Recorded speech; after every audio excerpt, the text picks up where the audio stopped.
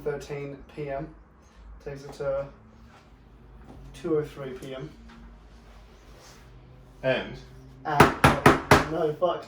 You can do it! You can do it. we can pat the table. We've got new. This is weird to me. This is cool, but this is weird cool, to me. yeah. Like talking to you and then like. Do we look? I don't know. Look, like that's like a third person. So you guys today are like third person part of the conversation. It's a menage a trois of podcasts. Yeah. Welcome. On that note. Welcome in. Welcome to being a part of the menage. Welcome back to another episode of the Murph and Mitise show. The Menage show. The menage. Okay. The menage cast. So we've gone this way. We've gone this way because we had feedback from the last podcast. We had a bit of feedback actually. Did we? Positive. Okay. All positive. Cool. I went a little bit spastic on the last one and went a bit into my. I had to get some stuff off my chest. Yes. I did. It's fair. Anyway. And they liked it or did not like it? What was the feedback on that? The feedback I got was, I didn't hear from they who should not be named. Yeah. Which is cool. Didn't expect to, but I heard back from a lot of people saying, "Holy shit, man! Like this stuff happens." And I was like, "Yeah, that was." Anyway, state of the industry, whatever. Discuss that. Other feedback was aesthetics. Yeah. Okay. So like, you had a comfy chair, and I was left in some wooden frame thing. It's not a wooden. There's cushions here, man. There's cushions. Yeah, like armrests and shit, and we're too far apart, so we got closer, and it's weird and awkward to me. I think I've ever told you like this before. Like a meal or something. Speaking of, I had a meal with my housemate the other night. It was really weird. That sounds really weird, but like, he was like, said to me, he's like, "Hey man, do you want some chicken thighs?" And I was like, "Yeah, cool." And he had it, and we sat down at the table, like dinner table across from each other. We had like a beer each, and we were just chatting like this, and it felt really awkward to me. It shouldn't have, but it did. It felt super awkward. Have a chat to Nicole about that one. I'm sure Nick will have some stuff to say about yes. connections. Yes. Connections. Because she likes the hugs, right? She's a hugger. Massive hugger. It's like a 1 minute hug or something like that. It's a heartbeat. It's, like 15 beats or some shit. Wow. It's long. It's okay. It's like I'm okay with the hugs. I love the hug. So now you know me. Yeah. You know I'm not an overly touchy-feely No kind of PDA. person. No PDA. Not a lot of PDA going on. No. And if you stand too close to me, No. I normally like step back. Yep. Notice that. So I think I've given Nicole one hug, and I think she felt pretty quick that I wasn't going to want to hang around for 15 minutes. I think Nicole cut it back to maybe 9. It's a 9. I was like, okay, this isn't happening, because your heart starts going, what is happening? What is happening here? Affection matters. And it's not like I don't like people. No. It's just something inside is, you know what? Space. I like some space. I mean, as we discussed, you are in the whirlwind of the tornado. Yes, exactly. I am the tornado, right? And that's how we cohabitate. Yeah. You go around and I just stand. I don't think I've ever hugged you though. Like bro hug, but never bro been hug. like, maybe I'll do it in the gym. You'll feel me. Tense up. I'll arch. Shrinking. It's like a cat trying to get away from me. Anyway, so we actually didn't have anything planned today. No. But we did discuss on the last episode, following up, so the second last one, so we did one on before that, on where we were at, what was happening, and I had some interviews that went to happen, and then this happened. Yes, you did say next episode. We are the next episode. Yeah. And the news is... I got the job. I don't know what the job is yet. So okay, so I am now, so whether I don't know when we're going to release this, right? So I don't know when I'm announcing socially what my thing is with the team. Yeah. Alright. Can you mute things if I say like I'm working for Yes. You can on the thing. Yes. Sick. Okay, cool. So anyway, basically I'm working for Adelaide Blue Eagles. In case you can read lips there. And if I announce, I'll probably announce it before this comes out anyway. Yeah. Some of my socials. So that's, you can leave the sound in if I announce it. Okay. Before the thing. Cool. So anyway, so they're so the Adelaide Blue Eagles. Yeah. So they're in NPL. So the league below A League, so Premier League. Nice. Like basketball. Yep. League below A League, and they're the ones that contacted me and said, "Hey, what's the go?" It was really interesting because obviously I discussed that process. Yep. I'm not sure if I had the interview at that point when we filmed the last one, or they asked me for an interview. I was going to have one. I think you're going to have one. Yeah, so let me preface this, right? So, said to me, hey, come have an interview it's going to be the president, the coach, and the chairman, right? And I was like, just the big dogs. And I was like, all right, everything prepared, set what they want, how can I help them performance-wise, here's what I know what I can do, whatever. They had everything else before that, as in writing. And it was more like to meet everyone and make sure like we vibe with the coach or whatever. And I knew they had a couple other interviews as well with other people. So I've gone, my interview was like 3 o'clock, right? 2:55, right? I'm driving through town on my way to Glen Osmond Road, right? Be there right on time. Right on time, I was going to be there. And then as I looked, go through town, looked on my address, it wasn't Glen Osmond Road, it was supposed to be Glenberg Road, is the address. 20 minutes northeast. So... We were just, right before this podcast, I pushed play for record, we were just talking about how Josh doesn't really like to be on time. Not that I don't like to be on time. I really like to be on time. Josh just isn't on time. Yes, and let me preface this because I had this discussion last week. And personally, right, like if you say, hey mate, come over for barbecue, I'm like, no worries, I'll be there sometime between these hours. I'm window. For work, I'm like usually on time. Right? It's very rare that I'm not on time for like clients or training or whatever. I usually am there. I would say 95% of the time. Yeah. On time. Alright? Failing fuck ups. Right? Yeah. So this one, I was like, this is not fucking good. Right? Because in my head, I was going to Glen Osmond Road, but in what actually happened, I was going to Glenburn Road, and it was like 3 p.m. on Friday, which is like after school, work, whatever. And so I was like stressing. So I texted them like, hey guys, I'm so sorry. I'll be 20 minutes, and they were like, no worries, that's cool. And so I'm still like, they didn't hate me. Got there, had the interview was awesome. Really good vibe. Like, I met the coach, I met the chairman, he came in, the president came in, they were chatting about and whatever, and I had the full like what they want, how I fit in with that, where they see themselves. They're basically on a ramp up phase at the moment, so they're already in pre-season, so they're 4 weeks in already. Slowly ramping things up, coach is running stuff himself. And now, like, want you to come on board and official preseason starts in January. It's like 7 weeks till the season starts. So I was like, all right, cool, I can do stuff in there. I'm building up to 5 times a week training. So, sweet. So had that interview, which was cool. I left, felt pretty chill with it. I was like, obviously, first impression, not the best impression, which is terrible. Don't do that. Don't do that. Be on time, fuck.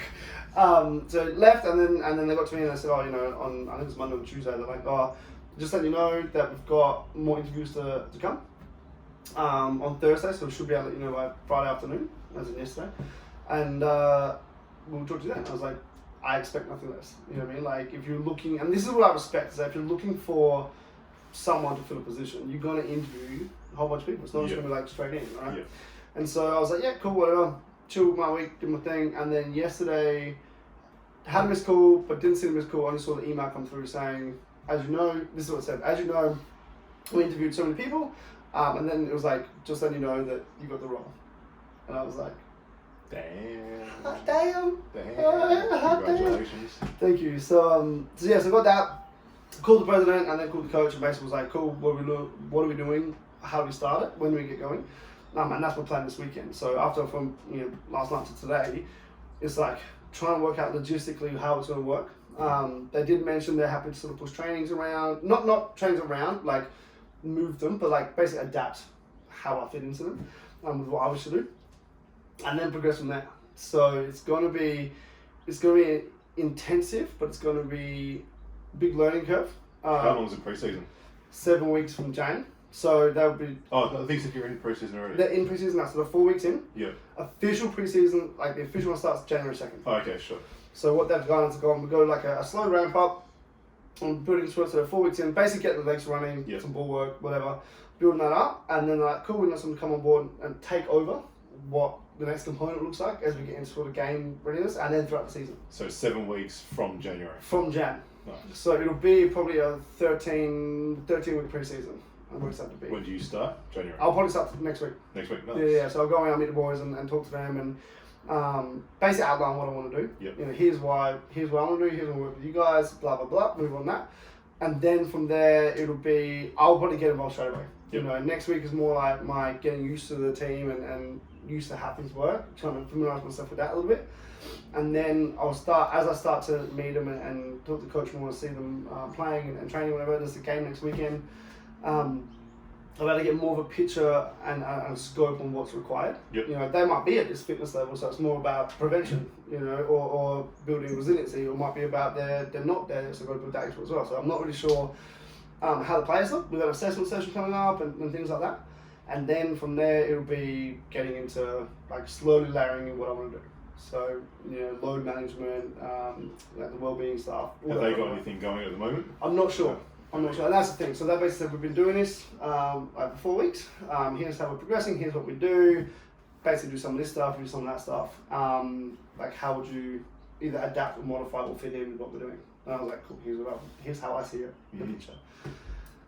So yeah, it's gonna be a big season. That's very cool. It's gonna be a big season. Cool. I'm pretty excited about it. So up the ante from last season, right? Like, because you're now Next the next league level up. up. Next league up. Sweet. Next level up, and I think from memory, I think they were basically top 14. Oh, really? Top 14 in that. Same team? But Same players? I'm not sure. Okay. I'm not sure. Like I said, I haven't. Honestly, I've only been dealing with the coach, and it's like coach administration, president, chairman, whatever at the moment. Just to interview for the role, and then I'll get into working out who they've got, how the players work, all the kind of team dynamic stuff. Now, once you sort of set the position up, then I can go, right, cool, here's the scope of the position, here's what I can do, here's how everything's going to work, and then I'll be like, now I'm going to negotiate myself into the team, make sure like the boys are on board and what they want and that kind of stuff, and then we'll move from there. Yep. So we'll see how we go. It should be pretty big. So the next phase is then what I've got to work out over the next couple of weeks is the draw hasn't been released, so seasons haven't been released yet. Yeah, okay. So I don't know when they're playing. Yep. We're told like a rough draft is like this night. So you're not doing just pre-season, you're doing a whole season. Yeah, nice. Whole nice. season is again back on board. Yep. So we're doing a whole season, like game days, pretty much same as what I did with White City. Game days, trainings, gym work if you can fit it in, like however they want to work with it. So the best part is that the SNFL stuff with the Eagles, that draw hasn't been released, and the NPL draw hasn't been released. Alright, and so I basically said to like Eagles came first, so they're the priority for game days. Mm-hmm. But what the plan is I will make every single one that I can, both of them. So some of them might have to leave early, but the way it looks is that these guys will be playing on like Fridays and Mondays for the first 6 weeks. These guys playing like Saturdays and Sundays. And then as these start to get into the Saturday games, these guys kind of finish up what they're doing. It blends. It's so weird. So that's the draft rules at the moment. So calendar management. Yep. It's on point. Don't be late. Don't go to the wrong venue. I couldn't believe it. And I was like, I knew in my head, it was like Glenburn. Yep. Where I was going was Glen Osmond. And you can, maybe a little bit, it's kind of similar. Yeah, it was not like it was like Hampstead and South Road. You know, they have the kind of first liberation the same. Yeah. So that was I felt terrible. Really make the mistake again. No. Have you learned your lesson? Absolutely. That's all that matters.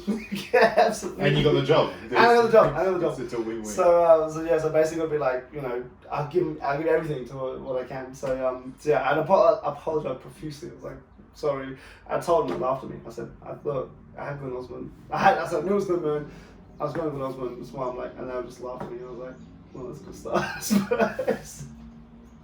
Bit of a hypocrite at the moment, giving shit about it, Totally. because at the same time, so this week, I don't know if I've let everyone else know, but I announced this week that Adam Murphy brand has now taken on West Adelaide. PTYLTD, big boss. Damn straight. Big boss. So the Adam Murphy brand has taken on the West Adelaide Bearcats, the Premier League basketball team. Very successful club, won lots of premierships, won their last one maybe 2 to 3 seasons ago.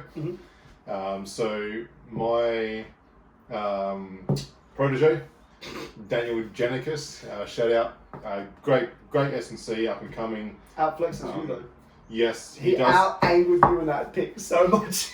Yes, yes, but he admits he's only stronger than me at a bench press. Fair. So That's fair. he does a solid bench press. Anyway, besides the point. Move on from why people are stronger than me.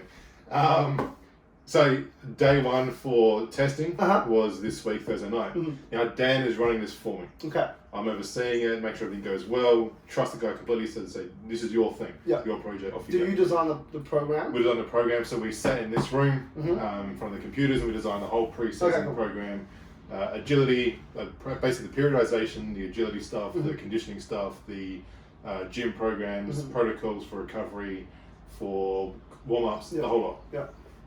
Then we basically said, all right, Dan, this is your baby now, go for it. Don't mess it up. Come to me with, don't fuck it up. Yep. Come to me with any questions, come to me to make sure of things, but you're the man in charge. Cool. So yeah, day one of that was, night one should I say, was Thursday night. Yep.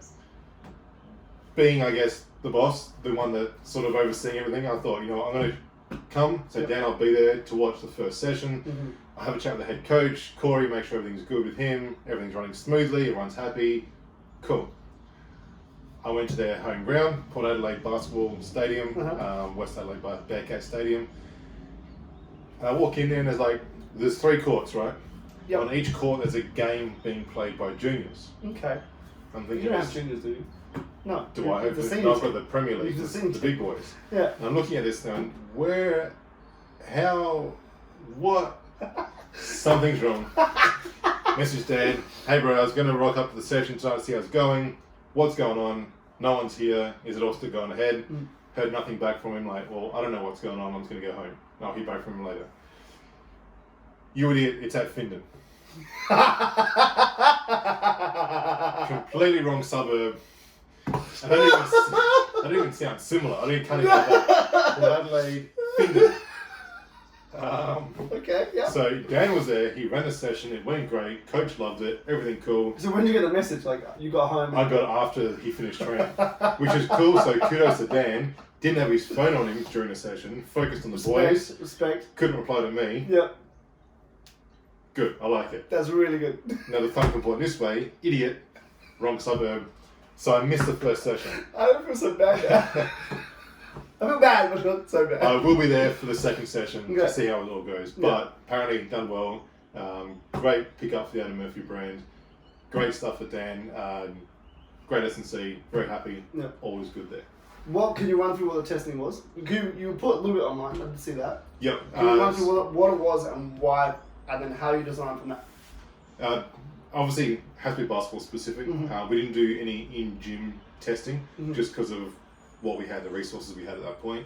But we did do 505 agility tests, which is basically looking at speed mixed with agility, or being able to turn. That was good. We did the yo-yo test, we did the L run, and we did a box drill. Mm-hmm. All, again, very basketball specific, sharp turning corners. Yep. Nothing in long distance. Yeah. And the yo-yo test was the modified, which jumps massive. Yeah, levels. yeah, So yeah. you start at level 5, Yep. progress, I think, level 9, don't quote me, but Yeah. yeah, all easy to find. So yeah, basically that's what the testing was. Mhm. We'll do that obviously the first week, and we will do a modified version halfway through. How long is the preseason? We're going to be there for 9 weeks. Okay. It'll then go, so we're there from day 1 of pre-season. Okay. There's no ramp up to us, Dan. So week 1 we start, Mhm. week 9 we finish with a hell week to finish it off, Mm-hmm. because after that they're going to follow on 3 weeks more. So Okay. they've got 12 weeks, Okay. 2 or 3 weeks more, so 11 or 12 weeks, whereas just going to be games Okay. leading up to it. Yeah. So a hell week will be our last week leading into their games, and a reduction of training Yeah. volume. So will they, when they're doing the games, do you prescribe anything to do with training whatsoever, training or recovery? Or is it just games, whatever, because in this 9 weeks you're saying you've got recovery and protocols and you've done everything. Yep. At that period, are you just like be free, do your own thing? No, Or so do you they'll control over continue on with what you our. guys are doing? So we're only doing pre-season, Uh-huh. but they're taking us on for pre-season. We'll still give them everything afterwards. So Okay, we've given them everything anyway. Yeah. So here is our warm-up protocols, here's our recovery protocols. Mhm. In the games, make sure you do this. Yep. And the way we've designed it for these clubs is giving them a menu. So it's not so much Yep. do this, and this. It's I want you to select 3 from here, 4 from here, 2 from here, 1 from here, and we've given them a heap of stuff to select from. And so in that which stuff, adds so variety. I understand, is that like training, strength work? No, not so much. So I'm just talking about like a warm-up protocol or Oh, okay. cool down. Cool. So in a warm-up, there's going to be some dynamic stretching. Yep. Pick out 5 of these, and we might give them 10. Okay. That way, next session you don't do the same 5. You can select a different 5. Okay. Makes sense. Yep. So they just add variety. So one thing I've figured out from athletes is they don't like monotony. No. They like variety. Yep. So we just thought the best thing to do is just give them a heap of stuff, and then give them a guideline on what to select, the order to select, and then give them a variety on that. And so who runs that then? Right now, it's myself and Dan running that. Once the 9 weeks is over, Dan's got an option to keep going, to do some volunteer work, which I highly recommend him do. Again, I think we've done this several times, but if you're a budding S&C, you're up and coming, you want to make it big, go do free work. And also, I feel even if you're established, do free work elsewhere. Yes. Not all the time. Do cheaper work, do pro bono work, do stuff that is going to progress you. I'm going to the Crows in January. Not going to pay a cent. But I actually mentioned that to Joey the other day, head coach of the Sixers. He loved it. Yep. Just the fact that I'm going there, and I said to him, I'm just going there really it's for myself and self-development as an S&C. Obviously, it's a university placement as well. I need to be doing it, but I'm going to learn so much. It's going to be great. So much. It's going to be great. Yeah. So yeah, Dan, as I said to him, you can have the option to continue on. I know West Adelaide is going to want him to. That's up to him. I do recommend it. I do promote it. But that is his call. But they will have stuff to do. So Corey or the captain can run. Okay. This is our warm-ups. This is our cool-downs, recovery. Off we go. And what happens like in season then? Once you get to season, you guys going to be doing anything, providing advice, or that's still warm up, same stuff that's all the way that through? stuff. And they'll have their programs if they want to continue on with those, modify those. Yeah. But yeah, the Adam Murphy brand is in charge of their pre-season. That's awesome. At this point. Are you looking to expand that? Absolutely. Bring on more clubs. At the moment, West Adelaide's going to dominate. So, and then if you want to compete against the Bearcats, you got to look to sign up. So I saw you put it out there, and I was very, very, very, very, very tempted to comment and tag some other clubs and be like, "Yo, we're going to make this competition. Take me on board." I would have liked it actually. I know. And I was like, do I do it? And then I couldn't basically what I was like, rush to do it, but I was like, I couldn't find club Twitter handles, and I was like, I'm gonna look like a dickhead because they don't have no context. Yeah. We have context, and Yeah. I would love it. But I was like, do I do that? And I thought, no, not just yet. Not just yet. Not just yet. Look, I mean, we approached clubs. Some clubs interested, some clubs not so much. End of the day, West Adelaide said yes, and they're the lucky ones. So. I Very love exciting. it. Very exciting. I think it's good because like with the clubs that say yes, you can see that they obviously identify it as a weakness, right? Or identify it as something they need to change or adapt or make better, right? Which is awesome. And then they take it on board, and then it may work, it may not, it may come back, whatever. But I feel like they're slowly becoming more and more teams that are seeing things and going, oh yeah, cool, that looks alright, we'll do that. And whether it's financial or they've got time commitments or whatever it may be, there's a whole bunch of reasons why coach changes, or you may not get a job, right? Or it may not work out in that regard. But I slowly see this West Adelaide said yes, and then these guys said yes, and then these guys said yes, and they kind of expand that. It's almost like opening the eyes to what is actually possible when you've got professionals on board. Yep. Or not even, I wouldn't say professionals, I would say those with skills in that area. Because you could have a captain who's a sports science kid who could do the same sort of stuff. Yeah. That kind of shit. So, for me, it's super positive for the industry that you got these guys on board. You got basketballers on board. You got the soccer teams coming on board. Footy teams coming on board, wanting more advanced work than just run. Than just here's some push-ups and sit-ups and some fucking squats. Actually seeing benefits in capacity. So what I've taken from what happened with White City is that, all right, cool, well, that was a business decision, and I totally get that, and I totally respect that, and I still go out there and watch the boys and whatever, right?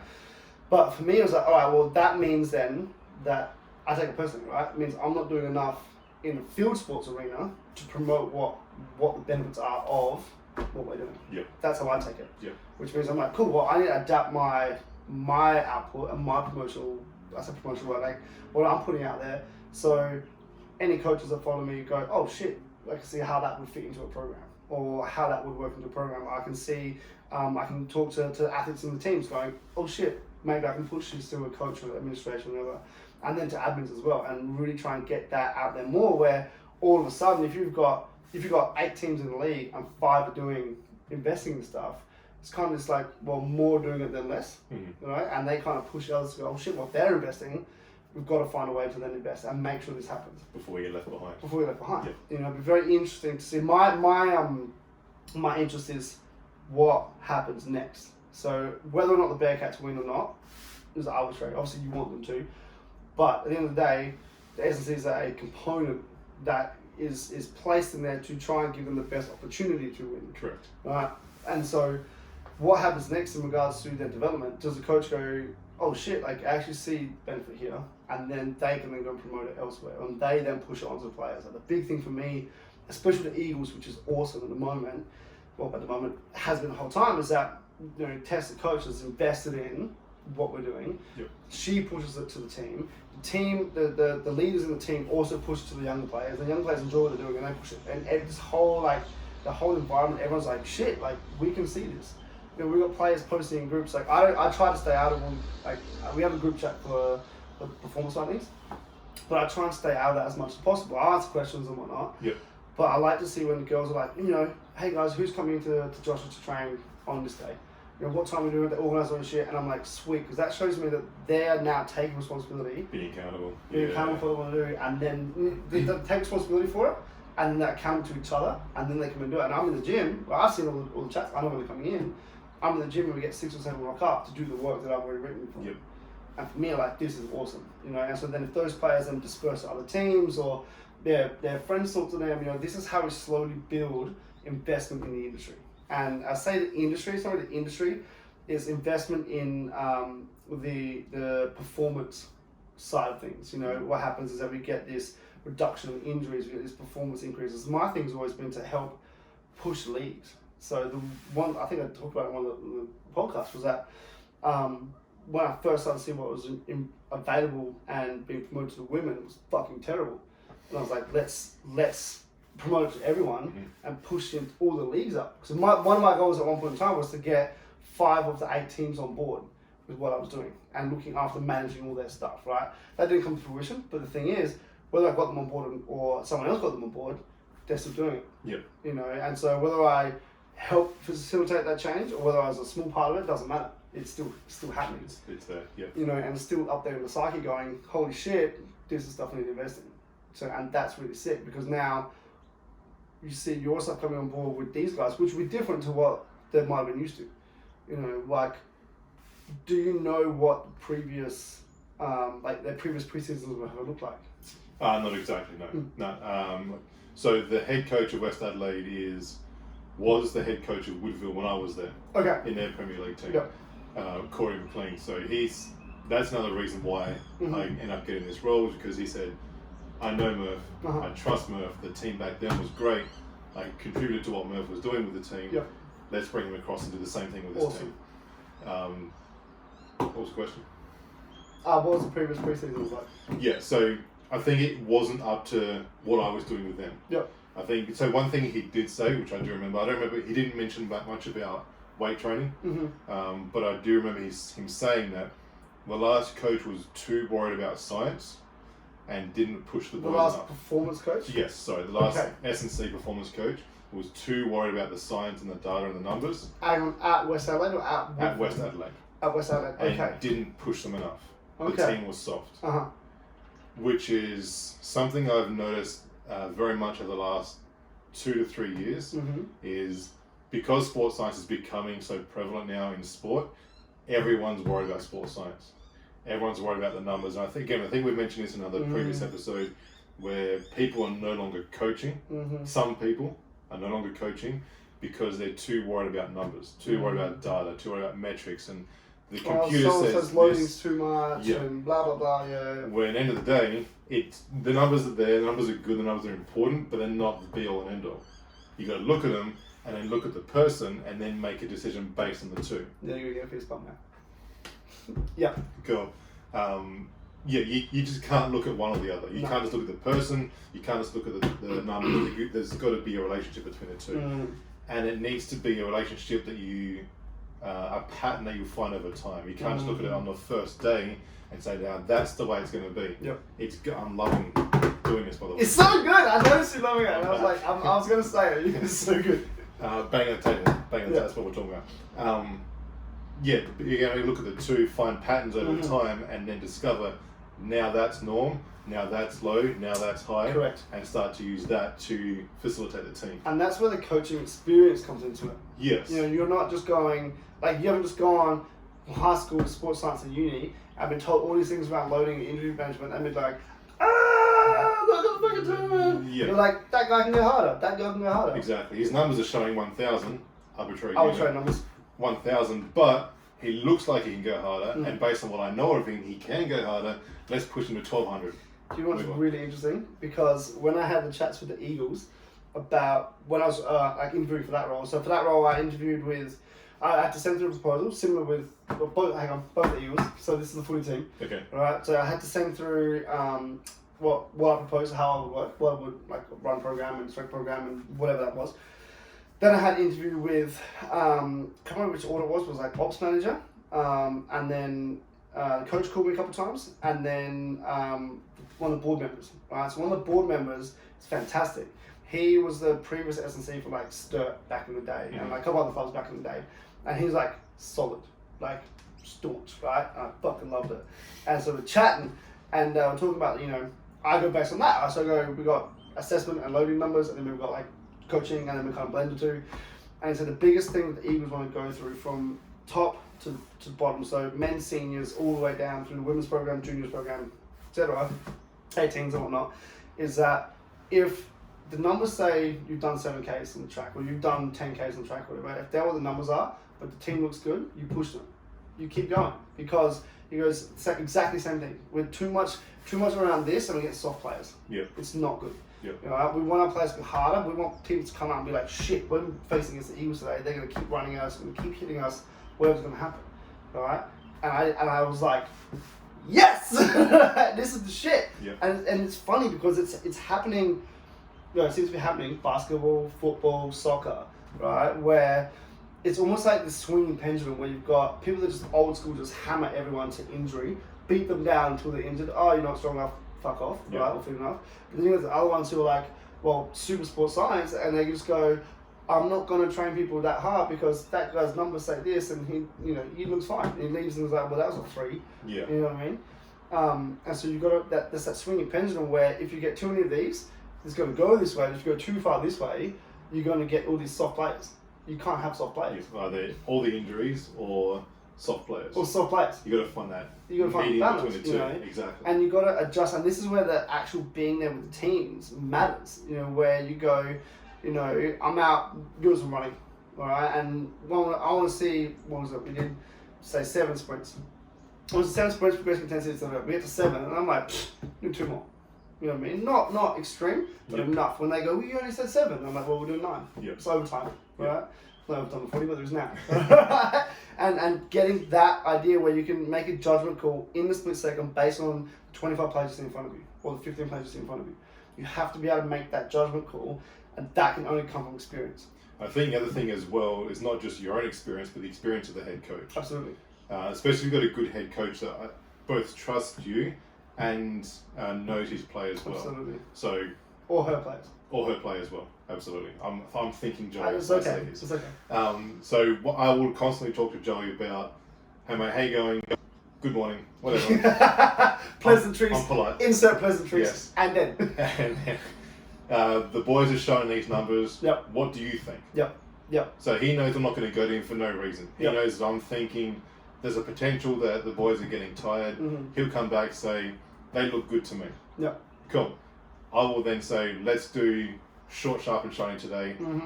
Most of the time he'll go, yep, I agree. Yep. Sometimes he won't. Yep. That's my job to deal with that.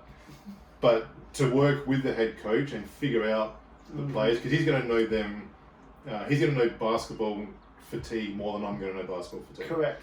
So I'll work with him saying, he'll come to me, these guys look great today. Uh-huh. Cool. I'll adjust. Because he's in game specific mode or ball specific mode. Exactly. I'll come to him saying these guys look wrecked today, and he'll say, okay, cool, let's modify. Yeah. And vice versa, the other way around. I will actually come to him in midweek saying, all right, we need a bigger session. Mm-hmm. The numbers are looking low. They are looking pretty good. Let's give it to them this week, knowing that there's still 2-3 days recovery before game day. Yep. And so we work well together with that, where we both talk, communicate, and figure out between his knowledge with the team and his experience over the years, with mine as well, we can know how much to push the boys. They might not like that answer too often, of course, especially if it's a big session. Of course. Going for 2 hours plus. Yeah. But injury rate's looking great. Touch wood.